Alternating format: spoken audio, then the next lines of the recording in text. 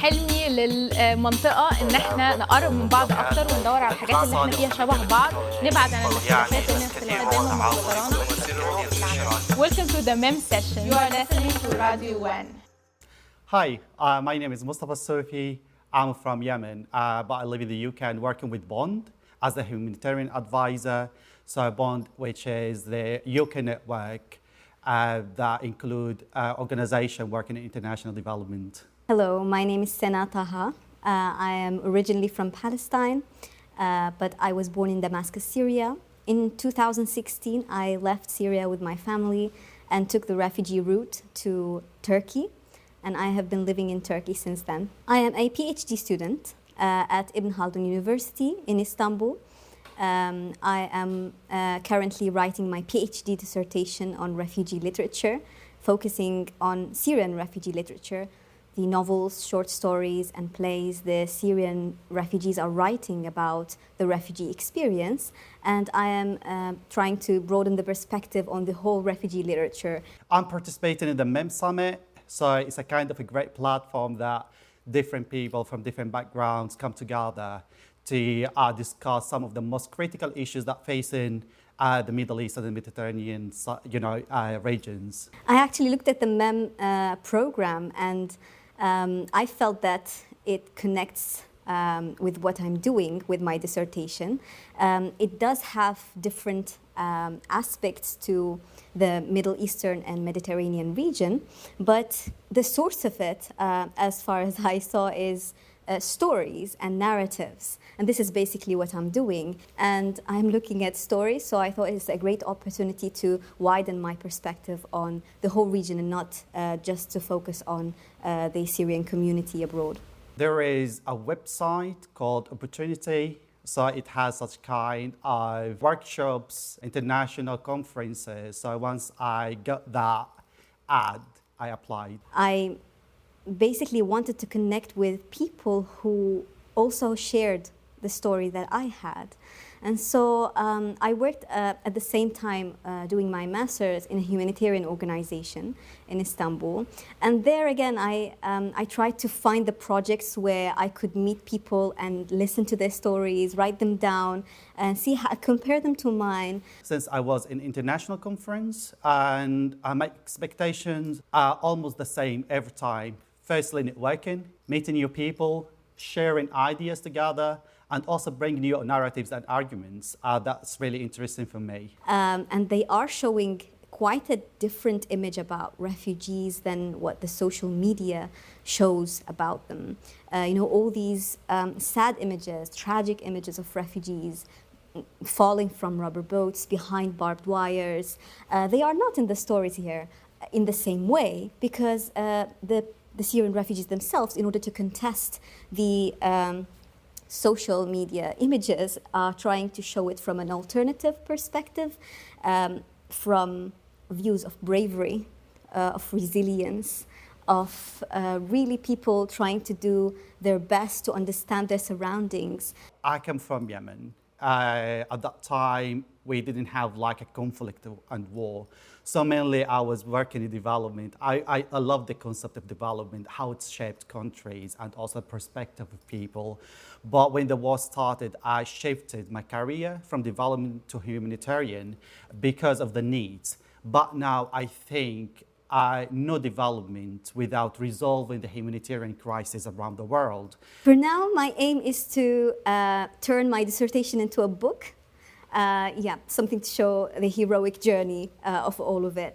But for later on, I would definitely engage more with writers, try to be one of them for a better future. Meeting people, not always easy, because there is sometimes like a clash points.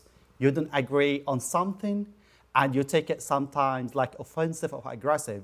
But, we are in such places, we are learning how to respect others, even if I don't agree with you, but I respect you. Because what you build in 10, 20 years will not be changed in a minute, definitely. So it's a kind of how we can change ideas. Meeting people, for me, not a problem, because I'm always learning new things. I'm really proud of this, people that are around me. I'm really inspired, some of them by their ideas, others by their narratives, other people, the way they present their ideas. I think I'm lucky to be in this conference and learn this, this kind of experiences and, explore new narrative ideas, chilling and also learning. They were more focused on the history of England more than any refugees or migrant stories. But yeah, this aspect of storytelling, I always felt that it is close to the heart of people. And, when you approach people from this side, I mean, all the tension, all the stress, all the talk, the big talk about, politics, economy, what do we need to do, the problems, it kind of tones it down and brings it closer to people's feelings and sentiments, so they feel that they can connect better. I think, unlike Yemenis, I'm happy to meet people from the Gulf countries.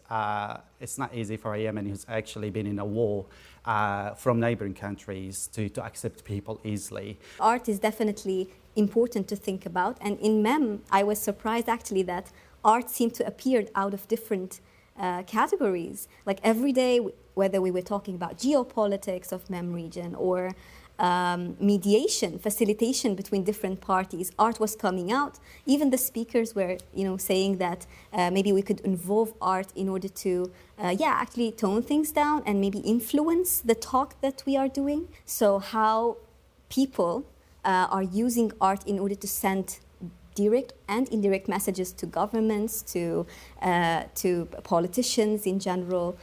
So they are activists in this sense. They are trying to make influence in the world, but using a nice medium, let's say. Coming here, seeing art every day, this is the surprising aspect of it. So I'm really happy that people are more aware of how important art is in the different fields of life. In such kind of conferences and platform, I do believe when young people from different backgrounds come together and understand each other, we might find more tolerance communities and countries.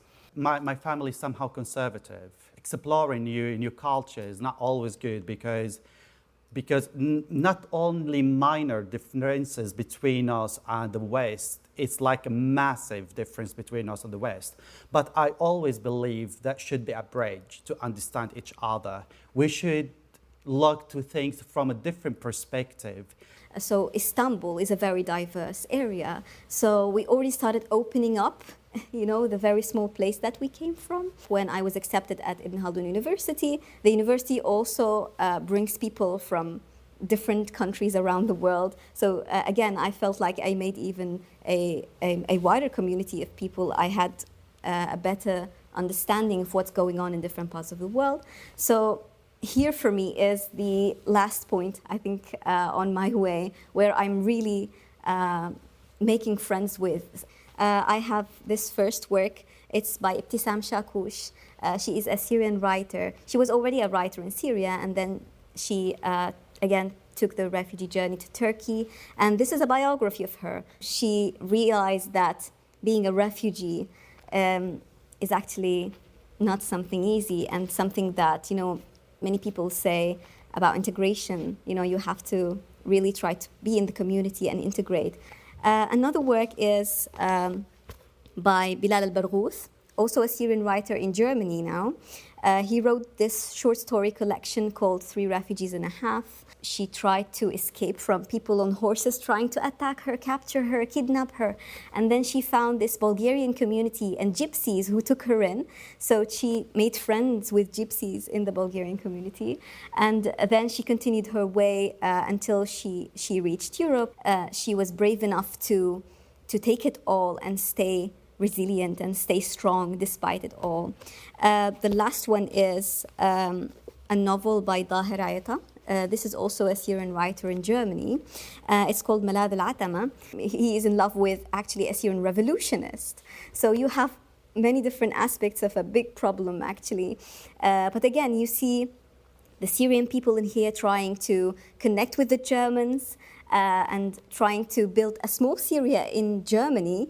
They realize that it's impossible to build another Syria in another place. And at the same time, it's really difficult to integrate in Germany after all the challenges and experiences, try to grow internally and physically. So yeah. And one of the songs that I love is عشق موت. عشق موت أموت بيك يا الغالي غير أنت اللي. Oh no, I forgot the lyrics. Gosh, I forgot the lyrics. You can start it over. Yeah, let me think of. Oh my God, I love the song, but I forgot the lyrics. Let me think of another one that I still remember the whole lyrics. To all the people suffering in darkness, your suffering is turning justice into an imaginary space. Yes, there is a big damage in the conscience of this world. مالي شغل في السوق مريت أشوفك مالي شغل في السوق مريت أشوفك عطشان حفن سنين واروي على شوفك عطشان حفن سنين واروي على شوفك. So actually, I don't have a great voice, but like I enjoy it.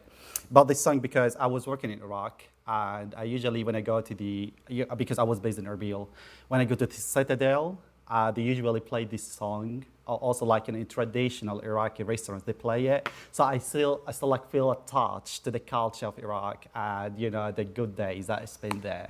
So yeah, for this reason, I love this song. I wish for the Middle East and Mediterranean region more prosperity, more security, and more peace, love, because what actually gathering these countries or these regions is not only a development, but also it's like kind of one goal and one destiny.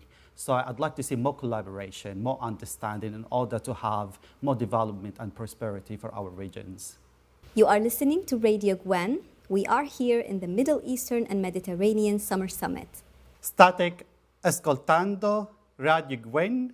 Benvenuti al MEM Summit.